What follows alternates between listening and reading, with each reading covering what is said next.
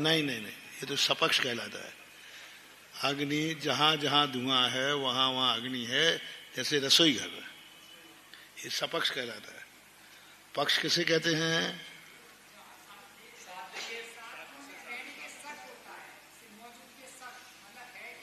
साध्य की मौजूदगी को,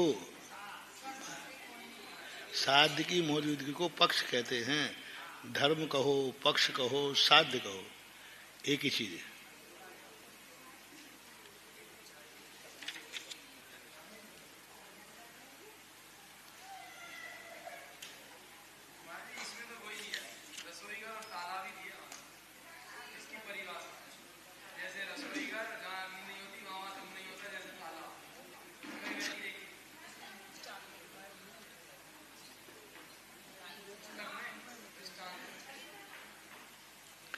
नहीं, तुम रसोई घर का उदाहरण देती रही कि मैं, नहीं नहीं, ऐसा नहीं, ऐसा नहीं। उसमें अन्वय का उदाहरण दिया। जहां जहां धूम, अब यहाँ पर्वत को नहीं दिया, पर जहां जहां पर्वत में अग्नि है, क्योंकि यहाँ धूम है, जहां जहां धूम होता है, ये उदाहरण है, परिभाषा नहीं आएगा। उदाहरण क्या कहलाता है? उदाहरण देकर के समझाया है। जहां जहां धूम है वहां वहां अग्नि है, जैसे, हाँ, ये उदाहरण कहलाएगा, परिभाषा में नहीं। जहां जहां अग्नि नहीं है वहां वहां धुआं भी नहीं है, जैसे ताला, तो ये उदाहरण कहलाता है। परिभाषा आएगी, जहां जहां साध नहीं है वहां वहां साधन भी।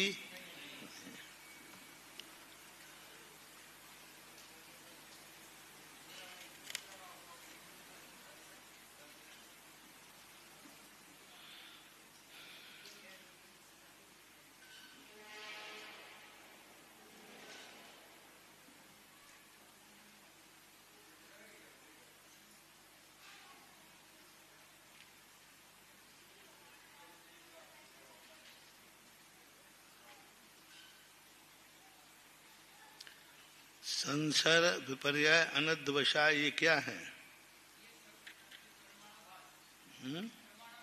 प्रमाणाभास किसे कहते हैं? तो संशय किसे कहते हैं?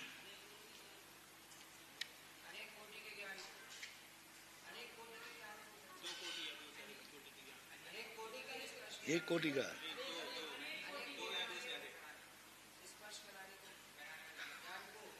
हाँ, दो कोटि का ज्ञान करावे उसे संशय कहते हैं। हाँ, अनेक ले लो, दो ले लो, अनेक ले लो, दो ले लो, चलेगा।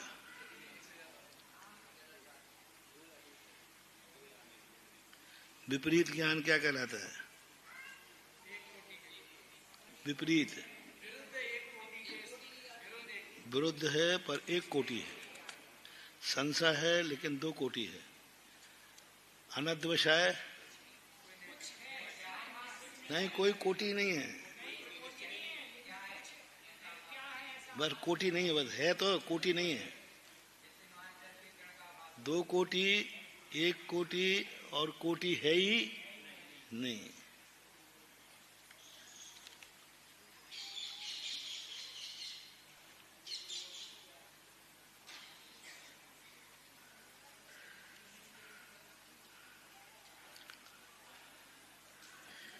चलो, कहाँ थे?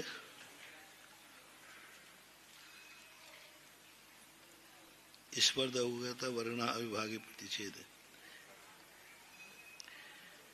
इस प्रकरण में शक्ति शब्द से कौन सी शक्ति इष्ट है?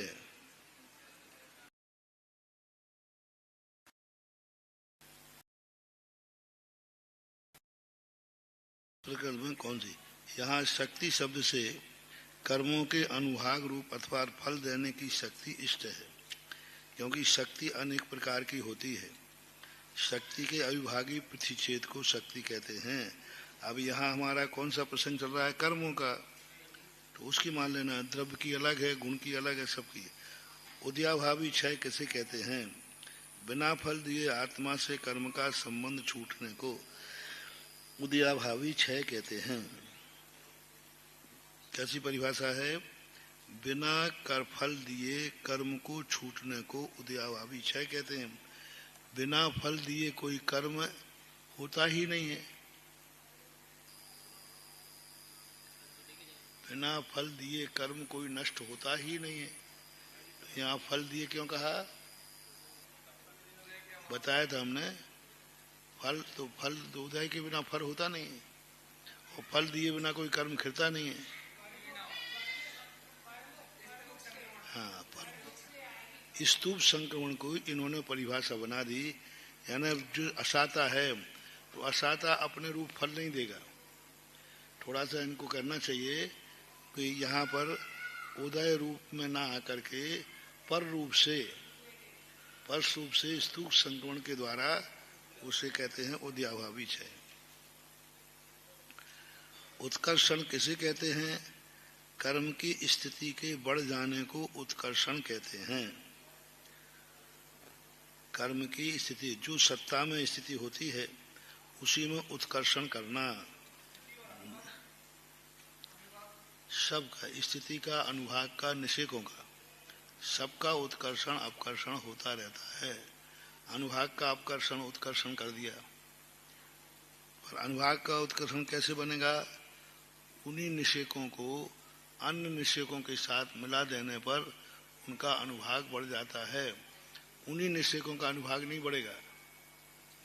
हाँ, वो दूसरे निषेकों में जाके मिलकर के एक समय प्रवृत्ति का अनुभाग बढ़ जाता है। फिर वो बंदेद कऊ पारणाम कौचा। तो छोटे अनुभाग वाले जब बड़े अनुभाग से मिल जाते हैं तो छोटों का अनुभाग भी बड़े के अनुभाग के समान हो जाता है। स्थिति और अनुभाग दोनों के दोनों यही है। जैसे मान लो उसने कम स्थिति बांधी थी और यहाँ के निषेक उठा करके 7000 वर्ष बाद उदय में आना थे और यहाँ से उत्कर्षण करके पीछे फेंक दिया, तो अब 7000 वर्ष उनकी उदय स्थिति थी और उनको फेंक दिया 70 कोड़ा कोड़ी सागर के पीछे, 70 कोड़ा कोड़ी में। तो उस 7000 की स्थिति बढ़ के कितनी हो गई? क्योंकि उनमें स्थिति तो थी बढ़ने की, तो उनको बढ़ा देते हैं। छोटे से कर्म सत्ता में अपनी स्थिति बढ़ा देते हैं और घटा भी देते हैं।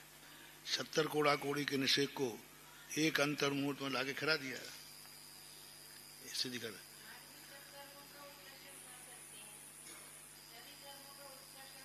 सभी का उत्कर्षण अपकर्षण सब होता, चलता रहता, चल सकता है।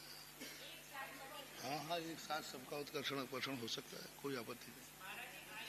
बंध भी एक साथ हो सकता है, उदीर्णा एक साथ हो सकती है। उत्कर्षण अपकर्षण सब परिणामों के ऊपर है। एक में उत्कर्षण होगा तो दूसरे में किसी न किसी रूप में होगा, ठीक है, उसके प्रतिपक्ष में नहीं होगा। जैसे साता का उत्कर्षण कर रहा है तो असाता का नहीं करेगा, लेकिन साता का ही करेगा। नीच कोत का नहीं करेगा, उच्च कोत का। यानी जो पुण्य प्रकृतियां हैं तो पुण्य प्रकृतियों का उत्कर्षण, सभी का उत्कर्षण हो जाएगा। पाप प्रकृतियों का तो पाप का उत्कर्षण अपकर्षण दोनों का होता है। अब जैसे असंख्यात गुणी निद्रा करता है तो पाप प्रकृतियों का अपकर्षण करता है, पुण्य का नहीं। असंख्यात गुणी निद्रा पुण्य की नहीं होती, किसकी होती है? पाप कर्म की होती। तो अब असंख्यात गुणी सभी कर्म मिलकर के अपकर्षण कर रहे हैं आयु को छोड़ करके। आयु को छोड़ करके जितने भी अशुभ कर्म हैं सभी अपकर्षण कर रहे हैं। कोई कम करेगा, कोई ज्यादा, लेकिन होगा सब। असंख्यात गुणी निद्रा किसी एक कर्म की नहीं है। जैसे कहा गया ना, असंख्यात गुणी निद्रा करता है, तो किस कर्म की करता है? आयु को छोड़कर सभी की करता है। यदि किसी एक की घटाओगे तो बोलो क्या बाधा आएगी? घटाओगे तो किसकी घटाओगे? असंख्यात गुणी जो निर्जरा हो रही है प्रति समय वृत्ति की, यह निर्जरा किस रूप में हो रही है? किसकी हो रही है?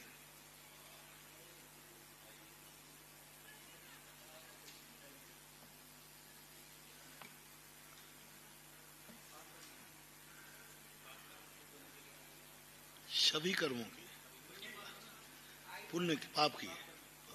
तो किसकी हो रही है? यदि मान लो तुम किसी एक की घटाओगे तो किसकी घटाओगे? चलो एक एक कर, मोहिनी की करूं असंख्यात गुण निद्रा।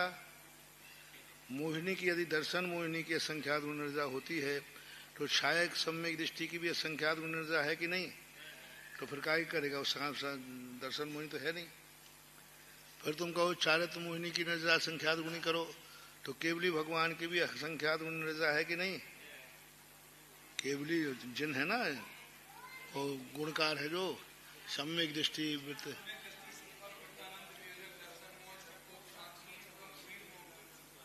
क्षीण मोह, उसमें जिन भगवान आए हैं कि नहीं? क्षीण के बाद जिन आया है ना, जिन केवली। तो वहां पर जो चारित्र मोहिनी नहीं है, वहां संख्यात गुण निद्रा किसकी करोगे? नहीं, उनकी निद्रा नहीं, सत्ता की ही निद्रा होती है, बंद की नहीं।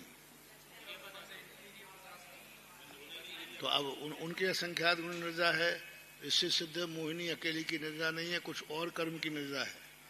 अब आप कहें कि ज्ञानावरणा आदि घातिया कर्मों की निद्रा है असंख्यात, तो केवली भगवान के घातिया भी नहीं है। ऐसे सिद्ध है कि अघातिया कर्मों में भी है। इसलिए ये सिद्ध हुआ कि सभी जितने प्रकार के कर्म हैं आयु को छोड़कर सभी कर्मों की असंख्यात गुणी निद्रा होती है, क्योंकि सभी कर्म उदय को प्राप्त हैं कि नहीं? एक भी कर्म बताओ जो उदय को प्राप्त ना हो, प्रतिपक्षी नहीं। 8 कर्मों में कोई कर्म है जिसका उदय ना हो? सभी। ऐसा मानना चाहिए, सभी कर्मों की उदीर्णा होती है और प्रति समय होती है, सम्यक दृष्टि की या वृत्ति की महावृत्ति की प्रति समय। आज कितनी अच्छी बात आई, सोते हुए भी उसकी असंख्यात गुण। क्यों? नैगम नय के अनुसार, क्योंकि वो संकल्प करके सोया है, वो मुनि स्वीकार करते हुए सोया है या मुनि पर छोड़ के? सबूत क्या है? मुनि बन के सोया है। अरे सबूत दो जी, ऐसे थोड़ी नहीं, सबूत दो। अच्छा, तुम्हें कैसे मालूम? तुम्हें क्या मालूम तोड़ दिया हो तो? अरे तुम क्या कह सकते हो? गारंटी क्या है तुम्हारी? नहीं, कुछ ऐसी क्रिया बताओ, कुछ ऐसी क्रिया बताओ जिस कारण से वो मुनि बन के सो जाए। वो तो सोने के बाद है, फिर क्या पता होश रहेगा कि नहीं रहेगा। है इसका अर्थ है कि वो स्वीकार कर रहा है मुनि, अन्यथा क्यों लगाता है? सोते समय उसका मुनि पर नहीं गमना कैसा है? क्योंकि सोने के पहले वो अपने को मुनि मान के सोया था, मुझे परिमाण सोना है, एक करवट आदि उसमें आ जाएगा, और कायेश्वर करके सोया, सिद्ध भक्ति योग भक्ति पढ़ के सोया। यदि मुनि नहीं होता तो ये भक्तियां क्यों पढ़ता है? हाँ, योग भक्ति कभी कभी पढ़ते हैं, कभी नहीं, सिद्ध भक्ति तो पढ़ते ही हैं। वैसे योग भक्ति के लिए कुछ आचार्यों ने, हालांकि मूलाचार में नहीं दिया है, लेकिन बाद के टीकाकारों ने योग भक्ति को भी लिया है। अपन को जिसमें ज्यादा मिले वो ले लेना है। उनमें सिद्ध भक्ति के लिए दिया है, ठीक है, उन्होंने योग भक्ति दिया, अपने और अच्छा योग भक्ति कर, थोड़ी देर और 5 मिनट और निद्रा से बच जाएंगे।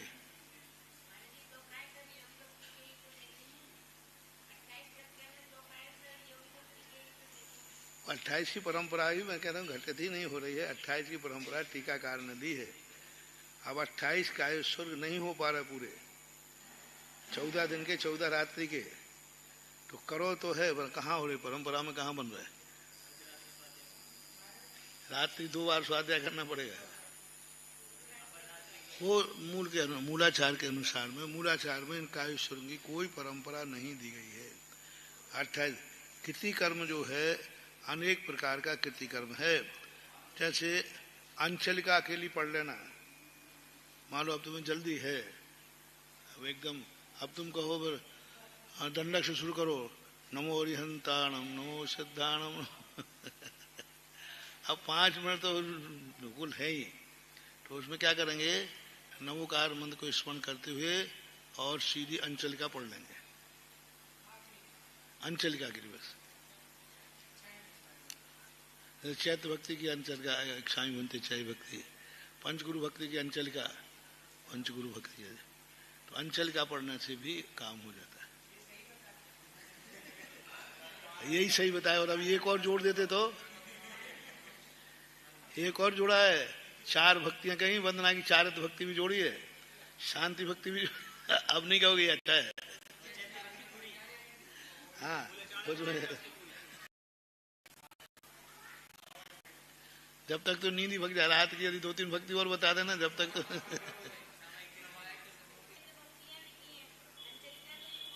कुंद भगवान जो है अंचलिका भी लिखते हैं और मूल भी लिखते हैं।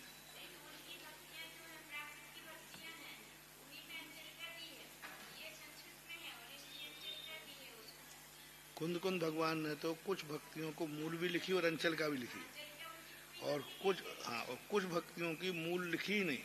जैसे नंदीश्वर भक्ति है, अंचलिका है, मात्र अंचलिका दी है, मूल नहीं दिया, अपन को मिला नहीं है। और पूज्यपाद स्वामी महाराज ने सभी भक्तियां लिखी हैं और अंचलिका यथावत कुंद महाराज की ले ली है, यथावत ले ली। तो अपन लोग अंचलिका भी पढ़ लेते। देखो, पूजा भक्तियां जो हैं प्रशस्त मन से होती हैं। कभी कभी होने पर, जैसे अपन ने कह दिया भाई तुम कुछ नहीं बोलो, ओम नमः सिद्धिभ्य बोल दो, अस्या उषा बोल दो, एक बार नमोकार मंत्र पढ़ लो, तो अब ये सब परिस्थितियों के अनुसार होते हैं। प्रमाद नहीं होना चाहिए। कुल मिलाकर क्या है, प्रमाद नहीं होना चाहिए। बाकी परिस्थितियों के अनुसार सब चलता है। यदि प्रतिक्रमण में व्यक्ति ने इतना अस्वस्थ है, व्यक्ति बीमार है, कुछ भी भक्ति नहीं है, सुनने की क्षमता नहीं है, तस्मिच्छामि दुक्कड़म कह दो। जैसे उसने कह दिया ना, हम सबको जो भी मैंने किया हो दिन भर में रात में, तस्मिच्छामि दुक्कड़म। अब क्योंकि उससे बोलते ही नहीं बन रहा है, वचन भी रुक गया, तो बस जैसे अपन माँ जी से कहते ना, गर्दन हिला दो, तो उससे अपन ने कहा तुमने जो कुछ गलतियां की हो सबकी क्षमा मांग लो, तो प्रतिक्रमण हो गया उसका। अब इसने बोला तो है ही नहीं। लेकिन गर्दन हिला दी, कुछ भी हिला दिया, उंगली भी हिला दी, उसने एक्सेप्ट कर।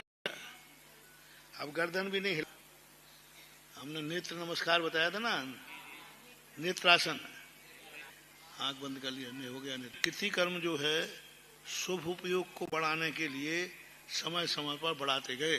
जैसे गृहस्थों के पूजा पाठ में कुछ भी नहीं है, 8 द्रव्य की पूजा है। ये अर्घ कहां से आ गया, जयमाला कहां से आ गई, अष्टद्रव्य से पूजा लिखी है। त्रिलोक परिणति में है, श्रावक को अष्टद्रव्य से पूजा करना चाहिए। अंचलिकाओं में यही लिखा है, दिव्येन नहानेन, दिव्येन गंधेन, दिव्येन धूपेन, दिव्येन वासेन, दिव्येन चुन्नेन, यही लिखा है सब। अब इसमें कहीं अर्घ नहीं है, जयमाला नहीं है। फिर इसके बाद आओ विनय पाठ, कब से चल गया, नाथुराज जी का है, या मुश्किल से 18वीं शताब्दी के महाराज हैं, बल्कि बात के हैं, बहुत बात के, अभी के हैं। अब इसके बाद स्वस्ति पाठ जुड़ गया, फिर परमार्थी आदि जुड़ गया, है दंड। तो ये क्या है, जब व्यक्ति अशुभ उपयोग की तरफ जाने लगा तो उसके शुभ उपयोग का काल बढ़ा दिया। जैसे इस बहाने से कम वो शुभ उपयोग का काल बढ़ा देगा।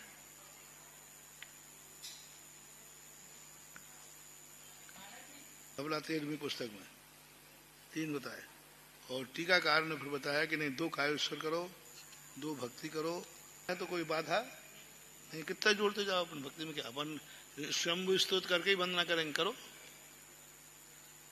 जब भी भगवान के दर्शन करने जाएंगे तो हम तो 24 भगवान की स्तुति करेंगे, करो, कोई बात नहीं। और ज्यादा देर लग गई तो लोग समझेंगे चले तो नहीं गए।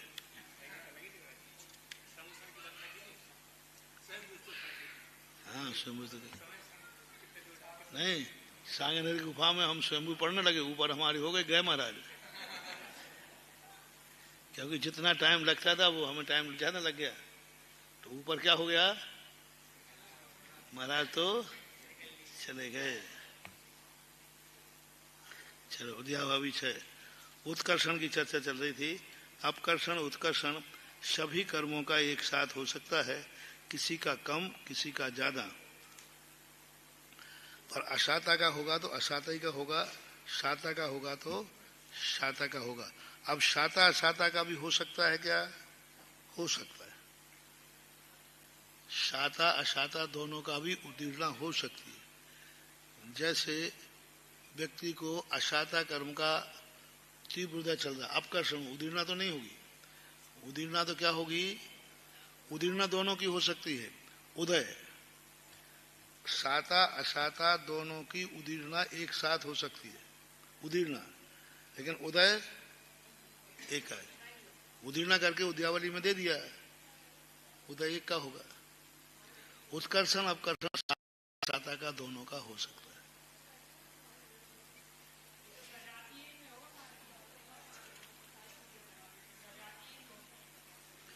सजाति में ही होता है, सजाति कहते हैं।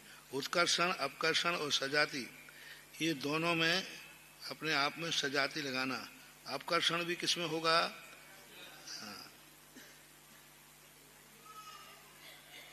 नहीं, खैर वो संक्रमण है, अपकर्षण नहीं। संक्रमण जो है सजाति में होगा। असाता और साता सजाति है कि विजाति? सजाति। असाता का साता में हो जाएगा, साता का असाता में हो जाएगा। गोत्र सजाती है, नीच गोत्र का संक्रमण, उच्च गोत्र का, उच्च का। तीर्थंकर प्रकृति का उदीर्णा जो है अन्न नाम कर्म में हो सकती, नरक गति में भी हो सकती है। तीर्थंकर के निषेक उदय में आ जाए, क्योंकि तीर्थंकर प्रकृति की उदीर्णा कब से चालू हो जाती है? उदीर्णा अंता कोड़ा कोड़ी की स्थिति कितनी है? आबाद स्थिति अंतर्मुख। तो तीर्थंकर प्रकृति का उत्कृष्ट बंध कितना है? अंता कोड़ा को, क्योंकि सम्यक दृष्टि को बनता है। सम्यक दृष्टि कोई भी कर्म बांधता है तो कितना बांधता है? अंता कोड़ा कोड़ी 1000 सागर कम। कितने? 10,000 संख्यात 1000 कम। इतनी ही तीर्थंकर प्रकृति का बंध हमेशा इतना ही होता है। तो आबादा काल कितना आया? अंतर्मुहूर्त। तो अंतर्मुहूर्त के बाद नरकों में गया जीव, तो वहां उनकी तीर्थंकर प्रकृति की उदीर्णा निरंतर चल रही है। उदय भी चल रहा है, परमुख से हो रहा है बस। अब परमुख में किसमें जाएगा? नाम कर्म की जो प्रकृति उदय में है उस रूप में चला जाता है।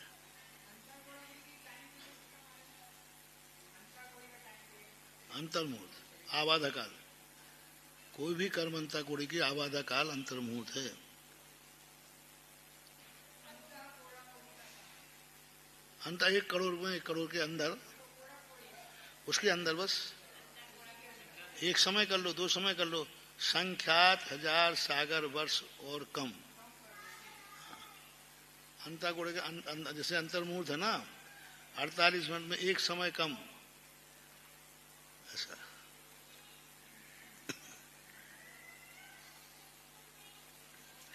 समय प्रबद्ध किसे कहते हैं? एक समय में जितने कर्म परमाणु 9 कर्म परमाणु बनते हैं उनके समूह को समय प्रबद्ध कहते हैं। एक समय में जितने कर्म परमाणु 9 कर्म परमाणु बनते हैं। अब ये भी संख्या निश्चित नहीं है, ये भी संख्या निश्चित नहीं है, इनमें भी बहुत अंतर है। परमाणुओं की संख्या 9 कर्म में एक समय में ज्यादा होगी, कर्म के परमाणु, क्योंकि 9 कर्म की स्थितियां ज्यादा नहीं रहती। कर्म की स्थितियां, कर्म के परमाणु ज्यादा होते हैं। सूक्ष्म है लेकिन उसकी संख्या बहुत ज्यादा होती है। अब गुण हानि है, इसको कल समझ देंगे।